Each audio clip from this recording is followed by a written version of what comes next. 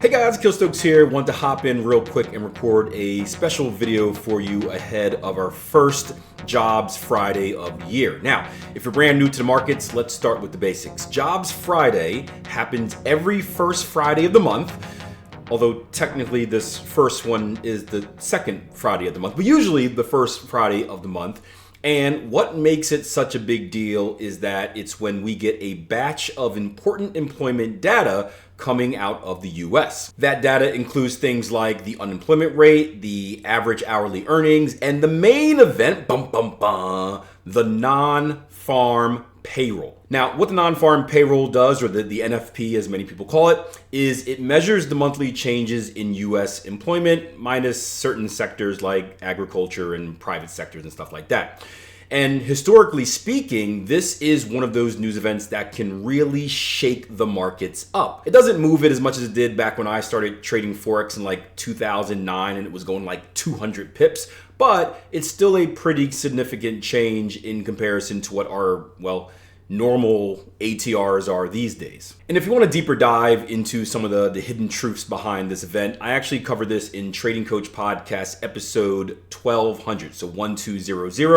YouTube members, this is an audio only version, so you got to head over to Spotify or Apple Podcasts, wherever you listen to podcasts at, to check it out. But it does do a little deep dive into kind of how those numbers are formed and why they should be taken with a grain of salt, kinda. To sum it all up, Jobs Friday is a major news event and it often leads to increased volatility, fast prices, and sometimes complete chaos. Now, let's talk about Friday's numbers before we hit the charts. The market right now is currently expecting the number to be somewhere between 60 and 70K. And just to put things into perspective, a normal, healthy jobs number is usually considered anywhere between 150 to 200K. So yeah, 60 to 70K is extremely low.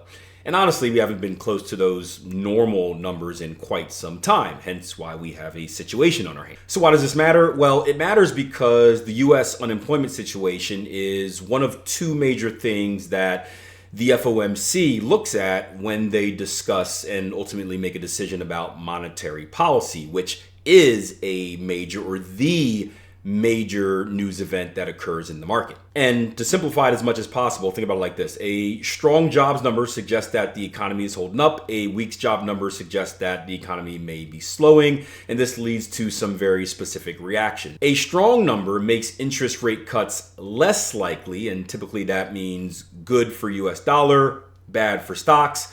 A weak number makes rate cuts more likely, which is typically bad for US dollar, good for stocks. You might want to write that down as a little cheat sheet. Now, real quick, just as a little clarification, when I say a strong number, specifically for this jobs report, I don't mean like a number that simply outperforms the expectation. So if we come in with like 72,000, the markets aren't going to go bonkers. But I do think if we can get close to those triple digits, anywhere near that 100K mark, I think that's going to be a pleasant surprise for the market and a little bit of a deviation from the expectation. And well, if you know my views on news, and if you don't, I guess I'll tell you right now, markets typically don't move just because of good numbers or bad numbers. They move when there is a significant deviation from the expectation. That's when you see that panic and chaos as everyone tries to kind of switch their positions and get on the right side of the market last minute. Now, lastly, before hopping into the charts and showing you some levels that I want to take a look at,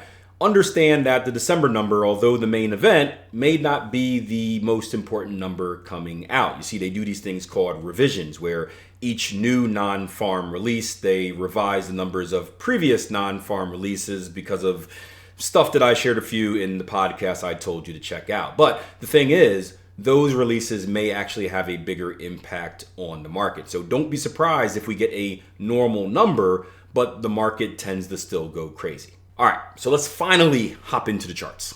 Now we're going to focus here on the euro dollar since this is the most popular pair in the market, but you can do this for any dollar-based pair out there. And also, as a warning, non-dollar based pairs will move off of non-farm reports as well, because when people shift money in or out of the US dollar, they either take it from other places to do so or take it from US dollars and throw it in other places. It all kind of works together. And here's what I typically do. Now, first and foremost, I don't trade the non-farms. I highly recommend that you don't trade the non-farms either. Short story, when I was younger and had no idea what I was doing, I accidentally traded during the non-farms and I accidentally got involved on the correct side of the market and I accidentally made a lot of money. But of course, back then, when you accidentally make money, you don't believe it's an accident, you believe it's you, and I was just that damn good that I could have no idea what I'm doing and just make money in the market. Anyway, I put together this plan where I wanted to be kind of like this nomad trader and travel the world and blah, blah, blah, blah, blah. And I said, man, this trading stuff is simple. What I'm going to do is I'm going to enjoy my life and travel the world for the majority of the month. I'm going to come back. I'm going to trade for 1 hour on that one day of the week when this release happens. I'm going to call the number just like I did this past time. And I'll make a lot of money, and then I'll go back to traveling the world for the next 30 days. You want to know how that worked out for me? Insert graphic.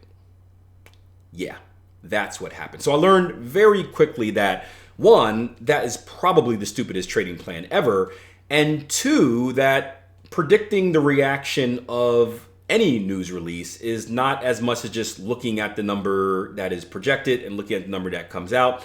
There's a lot more that goes into it, and honestly, it's more of a crapshoot than anything else. And I know when you're browsing social media, everyone, you're gonna see a lot of people talking about, I made this much money off this move, I made that much money off this move, and it seems like everyone is making money but you.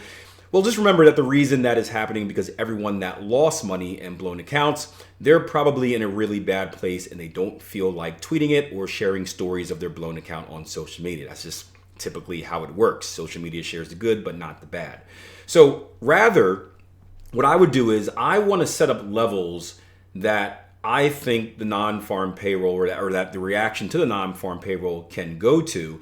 And then I want to look to react at that level if price is likely to get there. Now, with our most recent 2 or 3 non-farm payrolls, we've seen movement in the range of about anywhere between like 30 to 60 pips. So again, if we get a super crazy number, 100K, we may see more than that. But in general, I think the initial spike will probably be somewhere in that range, 30 to 60 pips.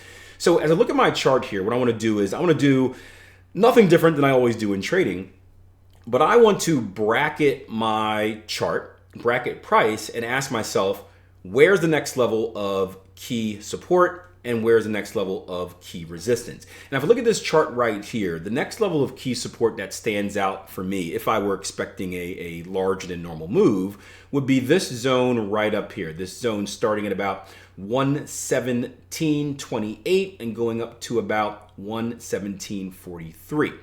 If we go down to the downside, you're going to see I like a zone right down here, right? This previous outside return, price action kind of came up, did the dance, came up. Nice little flag pattern down here, downward channel, and then rallied up. I like this level right down here as well. This is going to be a zone between 116.33 and 116.15. Now I'm doing this all real time. I'll be interested to see if I bring some volume in. If this lines up, if you're not familiar, this is the volume or the anchored volume profile tool. I won't waste your time explaining it now, but again, there's another YouTube video, which I'll link in the description and put at the end on the card things or whatever it's called at the end of the videos where you can learn all about it. But I'd be curious to see if there's any key volume spikes at those levels, and there really isn't. So it's not really giving me any different information than what I would have normally. So these are the 2 levels that I would expect price to go to. Let's just see how far this is down. This is down about 40 pips, so that's right inside the range. This is up in the 70s, so a little bit above the range. And what I want to do is I want to wait for the initial reaction to happen. I want to let the dust settle. I typically wait 15 minutes after the report to have any interest in the market, meaning I stay far, far, far away, 15 minutes before, 15 minutes after, and then I slowly creep back in when I think it's safe. And what I want to look for is a potential reversal, because what we see on most of these movements is we see whipsaw happen. So we see the market go crazy and spike all the way up, and then we see the market spike all the way down, and then it goes all the way up. All of that happens within that 15-minute period before the market finally interprets the data, makes a smart decision, and then goes on its way, either a full correction or a full extension. So what I'm looking for is this. If I can just delete that ziggity zag, I would want to see where the market ends up after that level. And if we're in this level, and obviously if we show signs of reversal, this could be a nice counter trend trade to look for a little bit of a correction back down to the downside, and then vice versa for the downside movement as well. So I apologize if you're looking for some secret on how to call the breakout and which way it's going to happen. That I just do not know. But what I can tell you is how to safely play the non-farm payroll, or rather I should say safely play the aftermath of the non-farm payroll. And of course, with conservation of capital being the most important thing in trading, well, this should be helpful. So hope you guys enjoyed the vid. First time doing something like this. If you kind of like it, let me know in the comment section below. Maybe I can do it more for non-farms or other high impact news events as well. And if you hated it, well, just lie to me and say you liked it anyway, because that makes me happy. All right, got to watch my Miami Hurricanes win this semifinal match. Until next time, plan your trade your plan. Take care.